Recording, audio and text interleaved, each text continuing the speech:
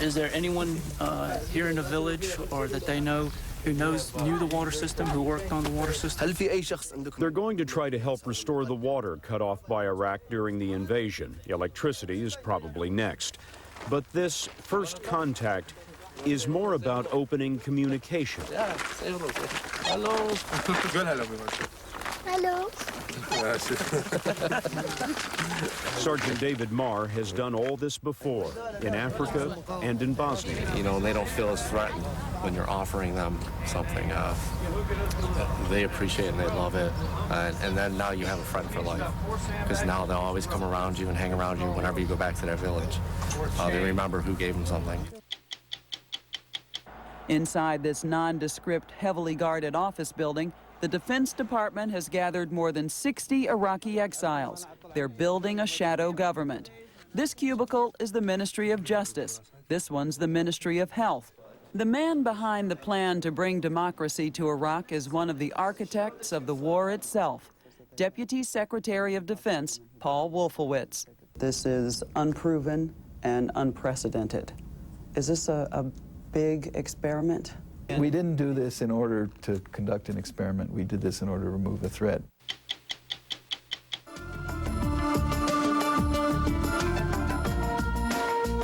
It's the unveiling of the most expensive concept car in history. Developed by GM, it's a fundamental reinvention of the automobile.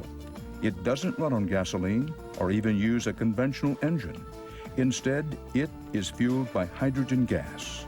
If this breaks through, this is going to be the biggest thing to hit the automobile in the last 100 years. At this point, I'll admit it's a little bit of a bet. But it's a bet you've made. It's a bet we've made. We've made big time. I'm Dan Rather. I'm Bob Simon. I'm Charlie Rose. I'm Scott Pelley. I'm Vicki Mabry. Those stories and news about a big day at the war front tonight on 60 Minutes 2.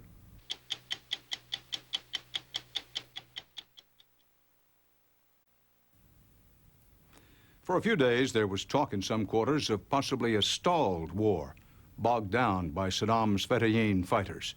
Tonight, it's anything but stalled. The Americans have been unstoppable in their move toward Baghdad. In just one night, two of Saddam's most highly trained divisions of the Republican Guard were crushed. Before we get to our other stories tonight, a look at the status of the war. The Army's 3rd Infantry Division, moving in fast toward Baghdad, launched slow-motion illumination flares west of Karbala overnight, lighting up the skies to identify enemy positions. As the bright lights turned night into day, the Iraqis were easy targets. Then artillery fire clobbered the Iraqi units. After a relentless pounding, the Iraqis were barely able to respond. One American Army major told us his unit took only 1 round from the enemy. As dawn broke, the armor, infantry, and artillery rolled forward. Out of the dusty desert into what seemed like a tropical oasis, our Jim Axelrod talked to Staff Sergeant Miguel Lugo. It was one of the best artillery attacks I ever seen in my life. They know they can't stop us. The victory seemed to signify a new high-tech battlefield momentum, and correspondent Axelrod told us that momentum is important. That technical superiority will be badly needed in the hours and days to come. U.S. commanders expect Iraqi opposition to grow only fiercer the closer the Americans get to Baghdad. And as they move, the Americans are taking few chances. They handcuff Iraqi prisoners next to the road and destroy their vehicles. The small enemy trucks seem similar to the ones used by Saddam Hussein's terror forces, the Fedayeen death squads. Hey, just make sure there's no weapons. Cut all the flags open. In a war where it's hard to tell soldier from civilian, some of the prisoners were forced to strip as the Americans searched for hidden weapons. The prisoners seemed terrified, afraid perhaps they'd be shot, not knowing that they'd be treated with compassion by Army medics. It really went terrific for us. Lieutenant Colonel Rock Marcone talked about the victory. We did an assault crossing 2 bridges against the defending enemy, and we defeated him in detail, and we took no casualties. His will to fight is broken, as you saw tonight. The other major story from the war today, the daring U.S. commando rescue of an Army Private First Class, Jessica Lynch, from a hospital in Nasiriyah in central Iraq. She had been captured 9 days earlier. Under cover of darkness, American Special Forces snatched Lynch from the hospital and carried her on a stretcher to a Black Hawk helicopter waiting outside. Reporter Mike Kirsch from CBS affiliate WFOR in Miami arrived at the hospital just a few hours later. Hospital officials say Jessica Lynch was in this room, laying in a bed that was right here. They tell us that she was scared throughout the nights of her stay here. She was in a lot of pain. She had a broken leg from a fall she took off the vehicle when they were ambushed. Kirsch talked to an Iraqi pharmacist who said he treated Private Lynch. She's very happy, but she's every day cry he want to go home. Late today, Private Lynch traveled the first leg of that journey home, arriving at Ramstein Air Force Base in Germany for medical care.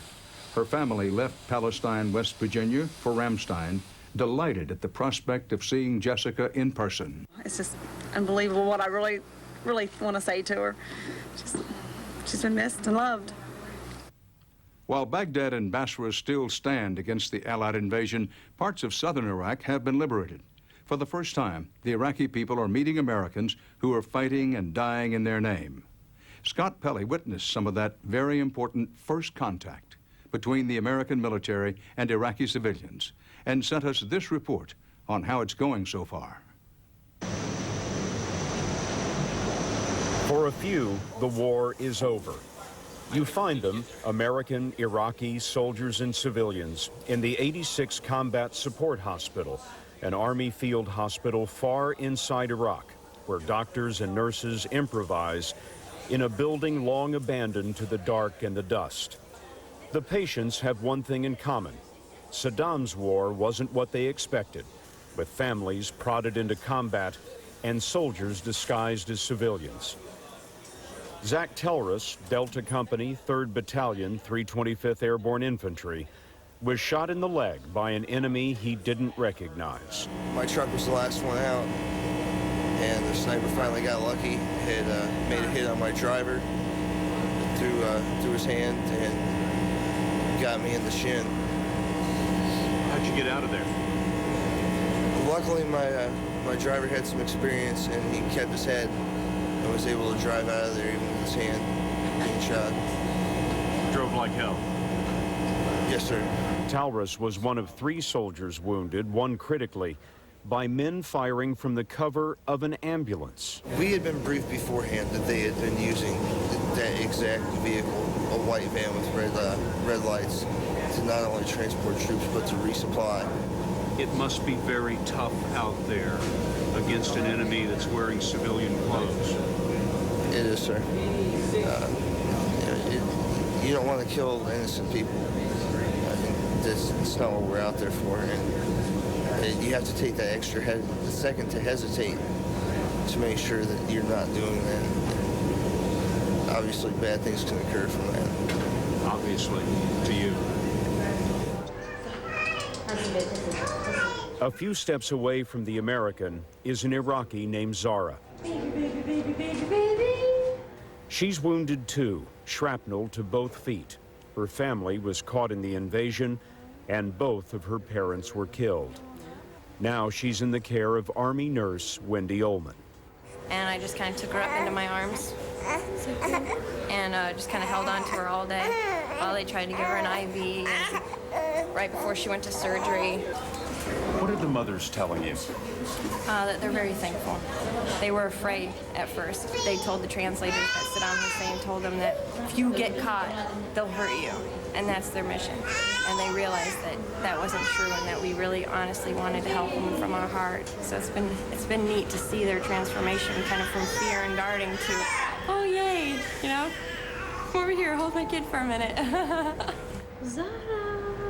The Iraqi child and the American soldier are among more than 80 patients thrown together by this unconventional war. The hospital commander, Colonel Harry Warren, says that many of the Iraqis tell him they were forced into harm's way by Saddam's paramilitaries, the Fayadeen. They're putting anti-aircraft guns in people's yards next to their house and forcing them to stay there in their house. If they attempt to leave, they're shot.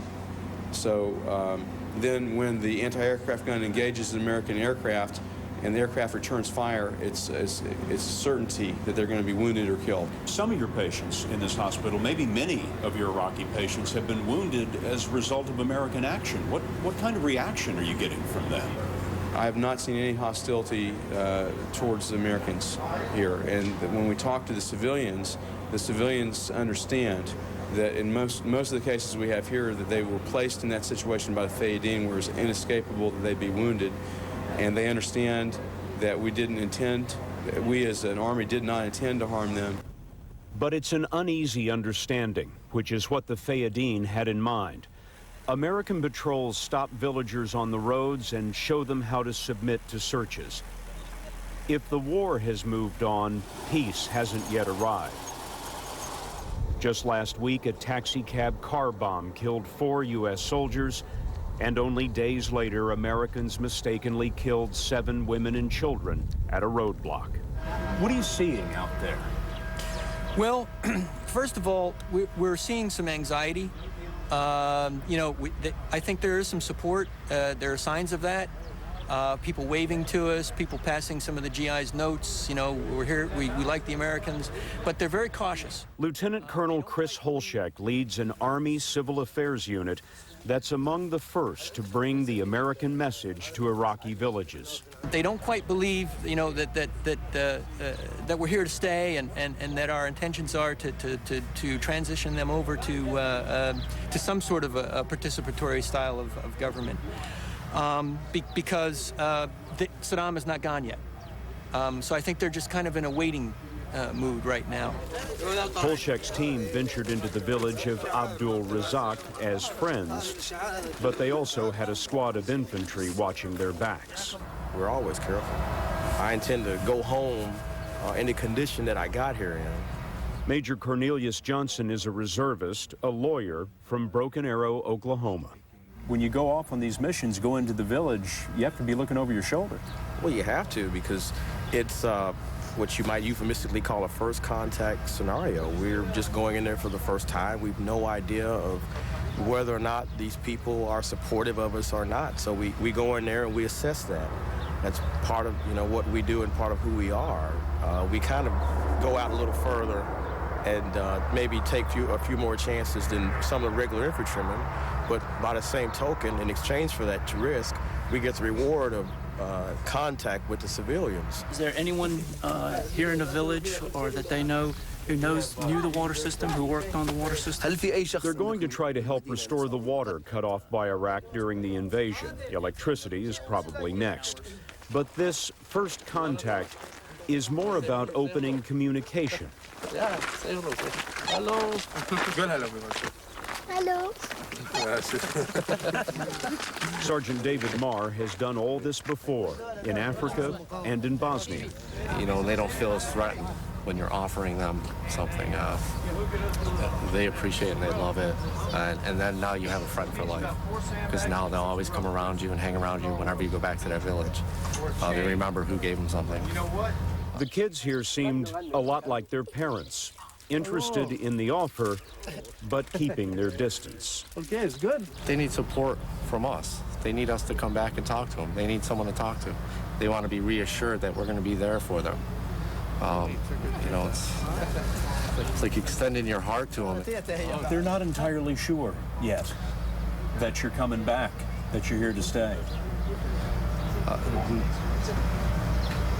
No, they're probably not yet, sir. But hopefully we can change that with the teams coming in here. And we can reassure them that we are here for them, and we will always be here for them. But these tribes are not quick to change. This is Mesopotamia, where civilization began, and the American army is new here. The civil affairs troops are watching over these Sumerian ruins, including this Temple of the Moon, called a ziggurat.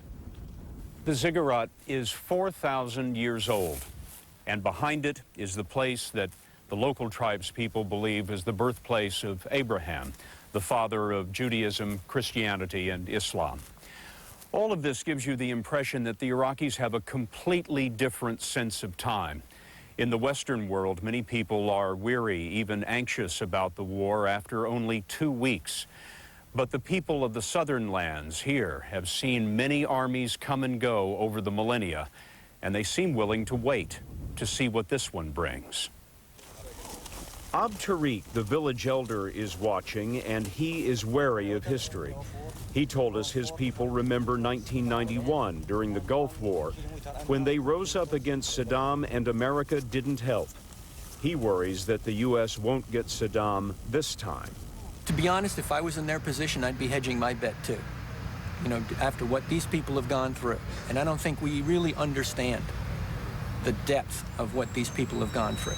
I ran into a man who's a hospital administrator in another town, and he had a portrait of Saddam up in his office, as everyone does. And one of the soldiers suggested taking it down. He said, no, not yet, not yet. It's interesting. He's got a presence here, and it's not going to go away. Even when the shooting stops, there's going to be a lingering presence. This is a kind of a Stalin-esque type regime, and it's pervasive of all aspects of the society, and you know, that's when our work really starts, actually, when the shooting stops, because we've got to help them make that transition, and it's not going to be easy. The transition to American control is moving faster by the hour, at least in the South. This base inside Iraq is becoming American ground. The U.S. Air Force now flies its A-10 attack jets from Iraqi soil. And cargo planes land around the clock. Other special missions, still secret, are now being launched from within the country. On the ground, the Army says that American supply lines needed for the Battle of Baghdad are now thicker and more secure. The helicopters over on that side over there.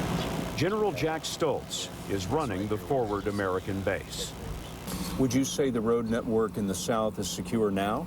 Relatively secure. I couldn't say it's totally secure, because we are still getting some interdiction of our convoys by sniper fire, obstacles thrown in the road to slow us down. We've had a couple of incidences of ambushes where they've tried to slow down the convoys, but we've got security traveling with all the convoys now. The ambushes by paramilitaries appear to be less frequent, but still persistent. The paramilitary forces a surprise to you? Not really. I think we knew that within the regime that's in power here, they have a number of different organizations that keep them in power. One is their regular army forces, but they also have a network of paramilitary that really not only is a force against us, but it's a force against their own people. It keeps their people terrorized and keeps them under their control. With that control slipping, many Iraqis are waiting for what comes next. One of them is Ali, a boy that we found outside the Army Field Hospital. He told us that when the war started, his family fled south, but on the road, tanks opened fire, killing his father and 5-year-old brother. He says an American helicopter brought the rest of his family here, where he waits for his wounded baby sister. His mother told us she wants to leave Iraq forever and move in with her brother-in-law in Pennsylvania. You see this thin line right underneath? That's right, the growth plate. The Army doctors don't make much distinction between Iraqi and American. The bullets all look the same. There will be many more wounded and broken lives in the campaign to come, but here in the South, they may just be witnessing the first healing of a long-suffering country.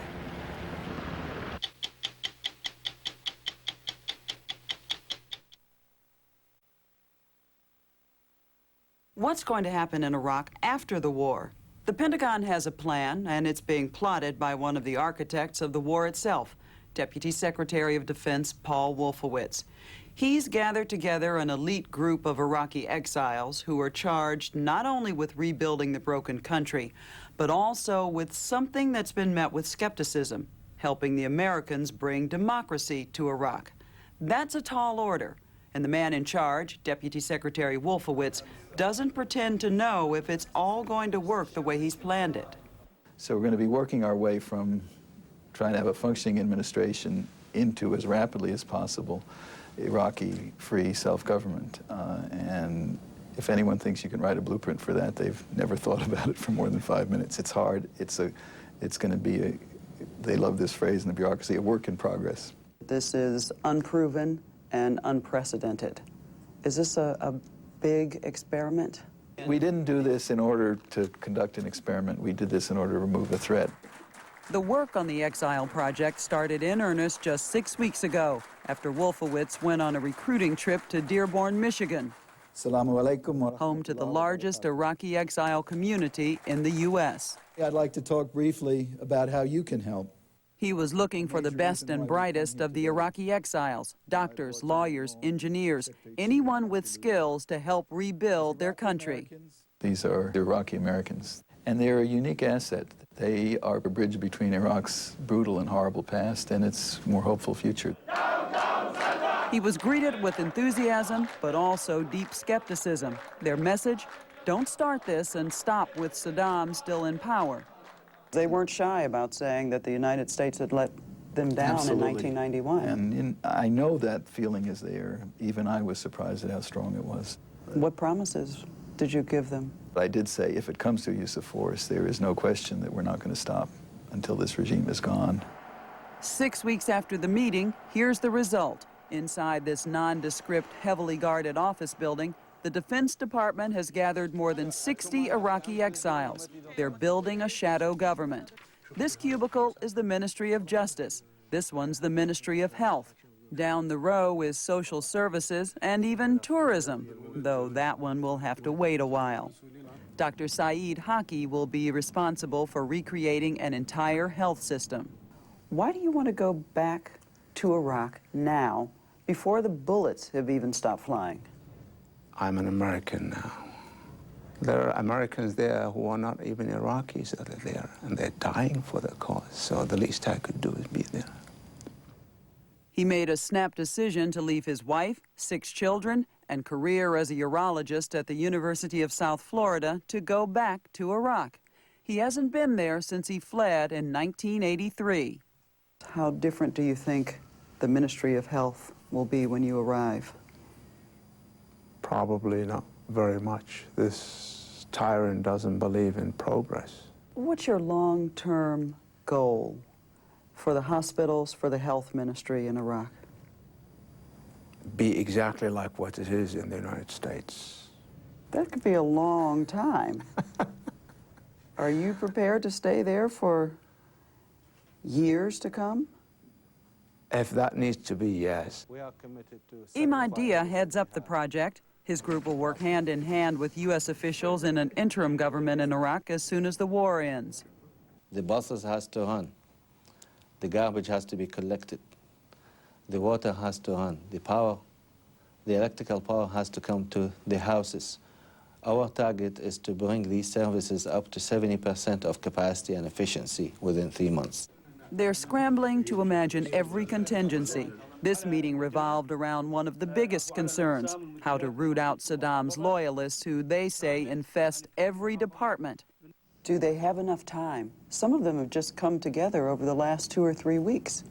Look, we're doing a lot in a hurry. It's the nature of this is a event of just enormous, dramatic, rapid change, and a lot of things are happening quickly, and a lot more will happen quickly.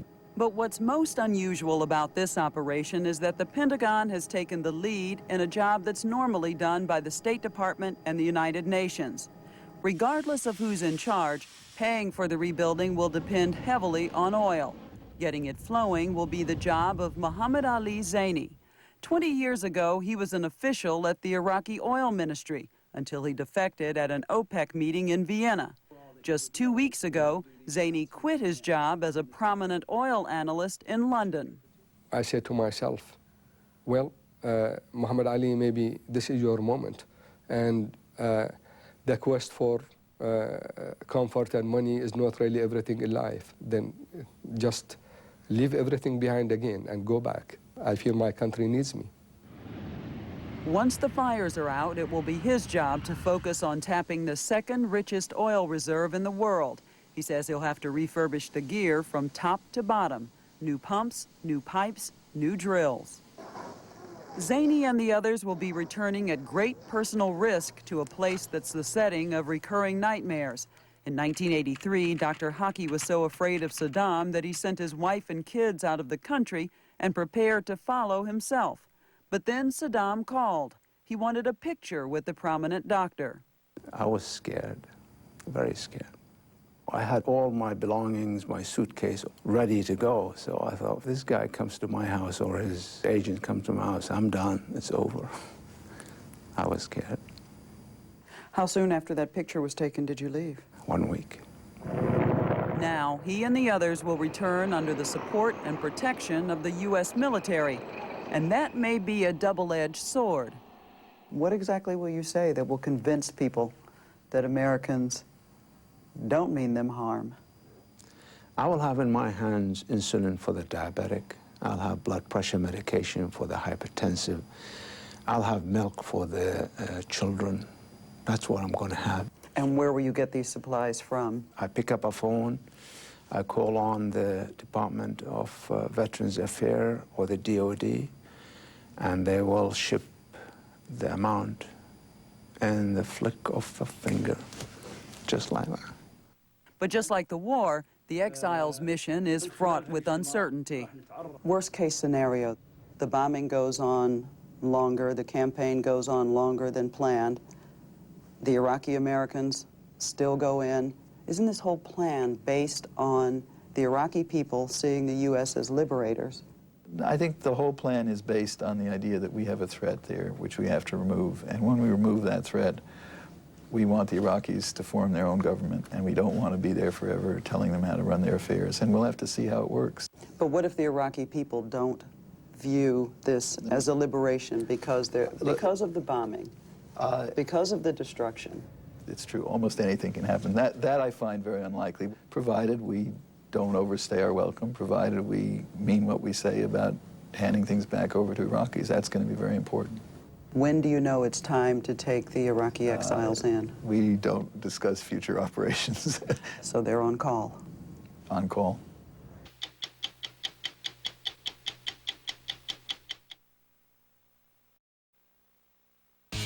At times like this, experience matters. Count on Knoxville's most experienced news team.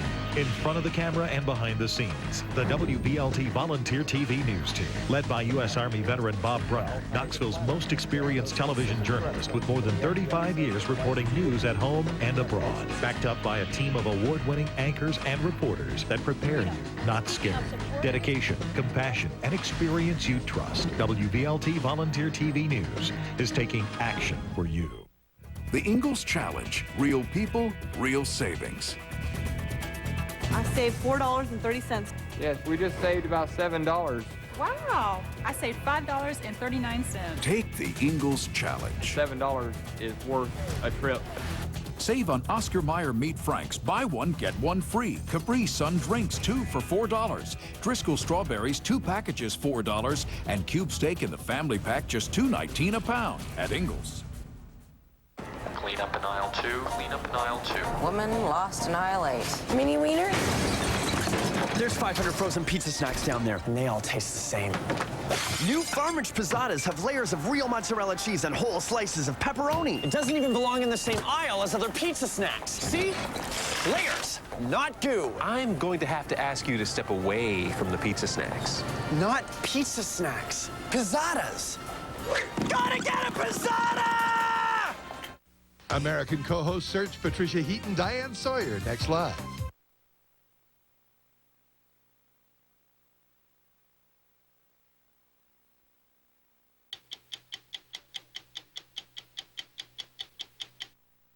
What if there was a way to kick America's oil habit, using a form of energy that doesn't pollute the environment?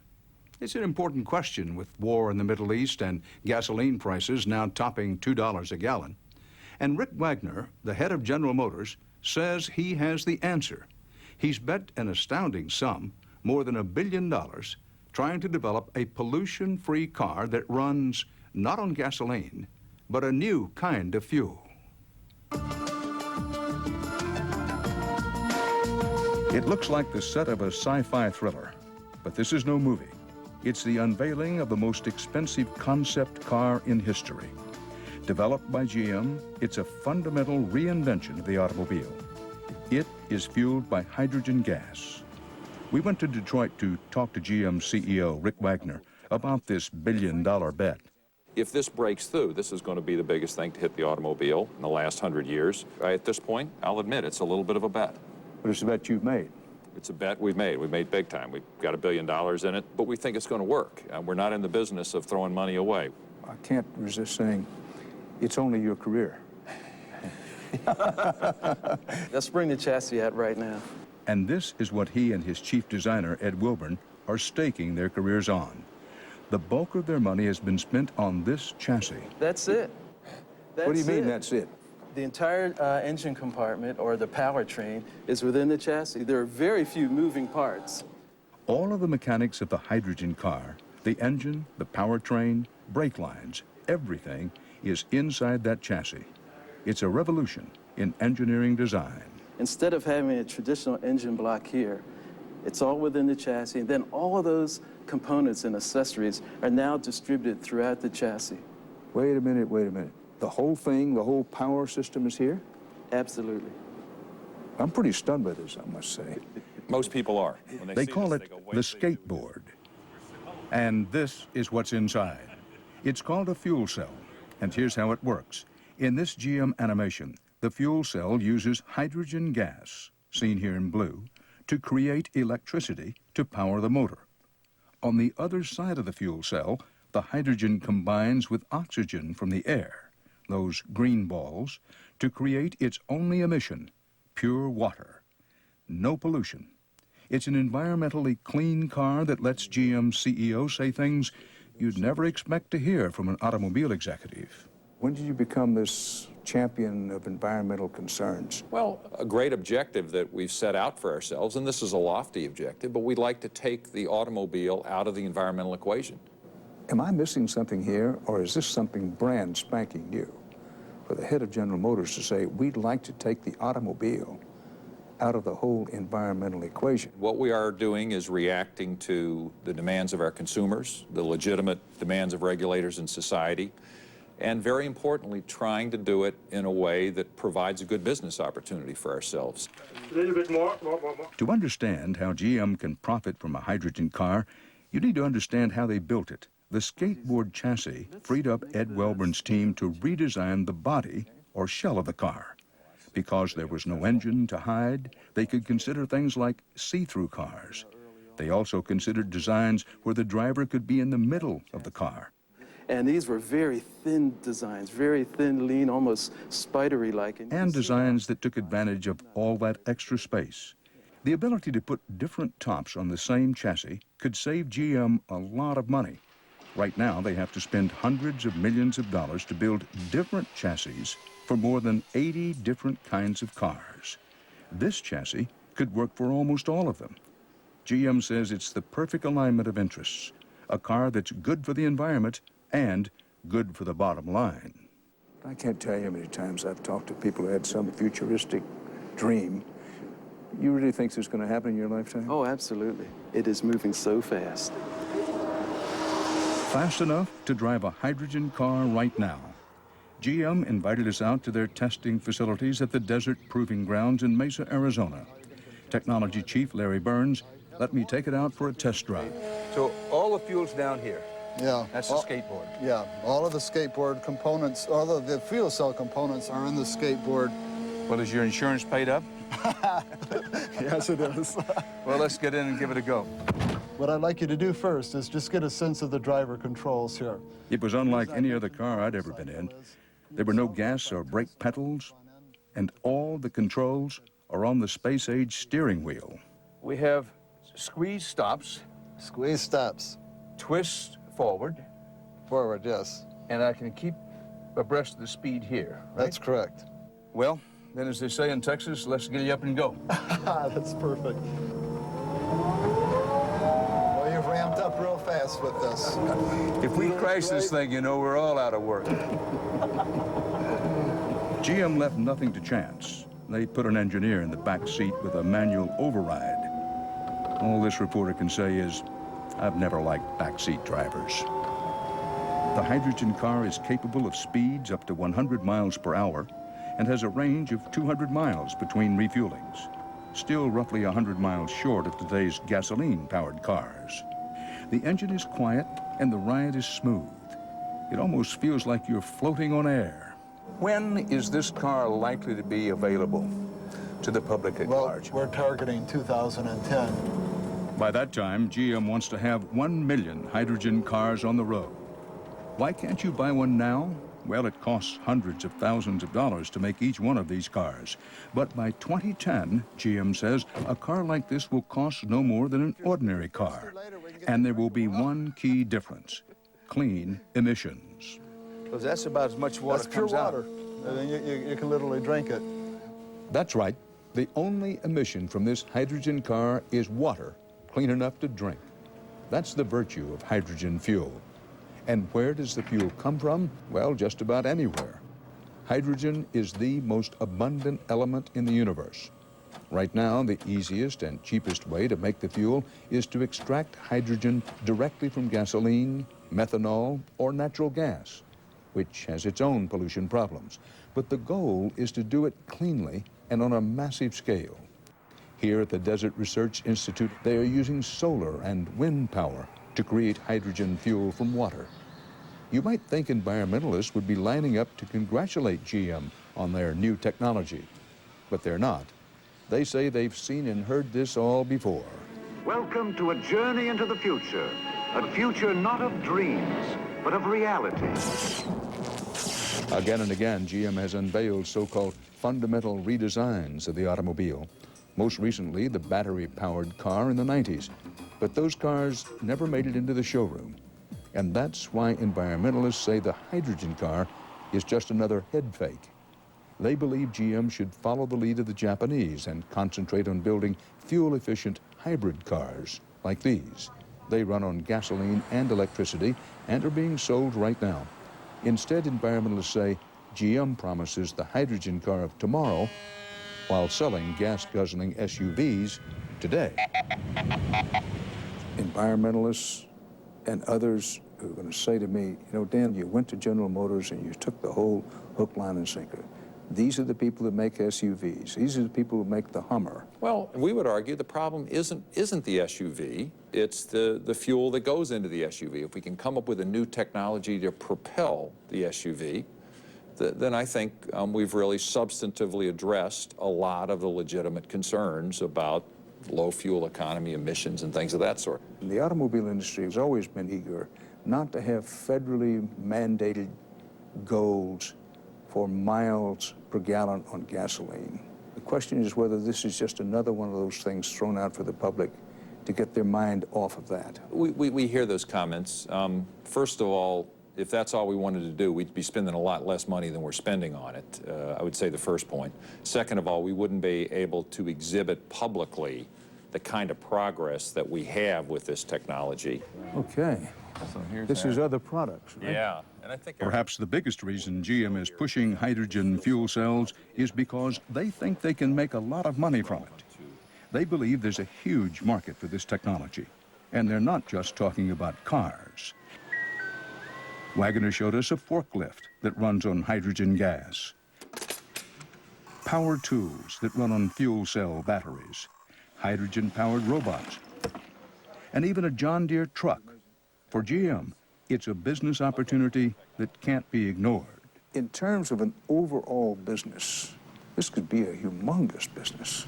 Yeah, Dan, when you add it all up and talk about the sales of everybody that's involved in all those kind of vehicles that we've talked about, you're talking in the trillions. You're saying trillions with a T? T. And he's just getting started. In this darkened research facility on the GM campus, this humming refrigerator-sized fuel cell can provide enough power to light the building. Just punch the green button and watch the lights come on. And this summer, GM, NASA, and a company called AeroVironment will unveil this high-tech solar and fuel cell-powered spy plane. Because hydrogen fuel is so much lighter than oil, the plane can fly at 70,000 feet, making it harder to shoot down, and it can stay there for more than a week. Someday, GM sees hydrogen, not oil, powering the entire United States economy. Our view is that moving to a hydrogen economy as a vision for the U.S. is a great one, but it's going to be a team sport to get there. A team sport to get there. Translation, going to require federal dollars? I think absolutely it's going to require federal dollars. That's why GM took its message to Washington. In January, it got a response. Tonight, I'm proposing $1.2 billion in research funding so that America can lead the world in developing clean, hydrogen-powered automobiles. Even President Bush, who's no stranger to oil interests, jumped on the hydrogen bandwagon in his State of the Union address. GM was pleased, but if you think they were thrilled, guess again. The president, in his announcement, certainly gave a good start to it. We think it's going to need to be bigger than that. Give me a precedent for the federal government, in effect, subsidizing the development of this new fuel technology.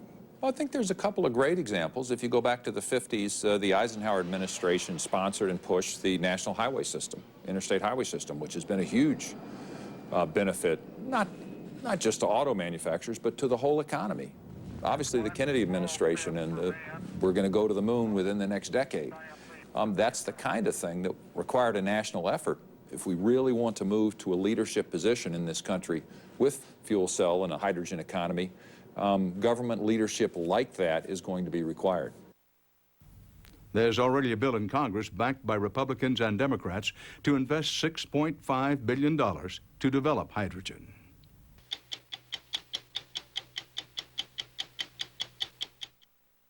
We got a lot of letters about the story we called Fox Company, a unit of Marines Scott Pelley followed into the southern port city of Qasr. The story was also about the first relief to arrive, fresh water, and the Americans like Randy Butel who helped pass it out. When these kids came running across the street. Yes. What'd you think? It's hard to explain. Feeling of joy. Now I know why I'm here. One viewer called that a transparent attempt to show U.S. soldiers like noble knights. Wanted to show the thousands of Iraqis fighting an overwhelming military force in defense of their country. But a lot of the mail was like this. Your report should be run hourly. It showed better than any politician's speech why Americans are fighting and dying on foreign soil. I'm Bob Simon. We'll be back next week with another edition of 60 Minutes 2. Here's what else is coming up from CBS News. Tomorrow on the CBS Evening News, they're out on the front lines defending their country. But what's happening while the troops are gone? It's very frustrating. It's emotionally frustrating. Why soldiers overseas are targets for high-tech crime at home. One of the big problems is you don't know when the imposters are going to use the information. That story tomorrow.